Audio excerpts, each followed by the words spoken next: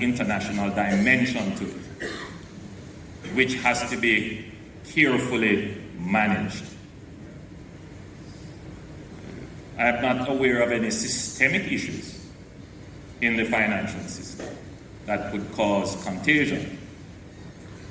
But certainly, if actors in the sector or the common person is misinformed and consumes information that is incorrect, information that is false and misleading, it could impact the way in which economic actors make their financial decisions and create a crisis that does not need to exist.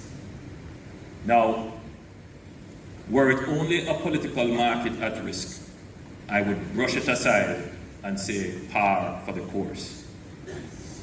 But there is our national asset at risk by this kind of behavior. Our financial market is a regional leader.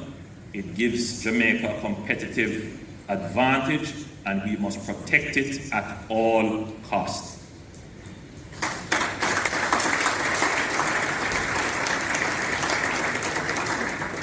At all costs.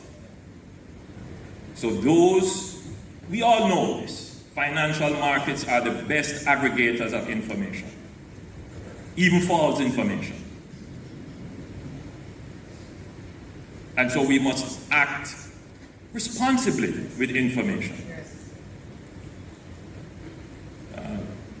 There was this query as to why I didn't jump out with a statement immediately. It's simply because I have a duty that when I speak, the information that I provide must be unassailable. And that means you have to take time to verify so that confidence can be restored. But we saw in the interim that some persons had a field day with misinformation. And I wonder what was the motive for that. It was almost gleeful celebration. And I ask all Jamaicans to think very carefully on these things. Let us protect our national asset that we have. Use only information that is verified and from sources that are trustworthy.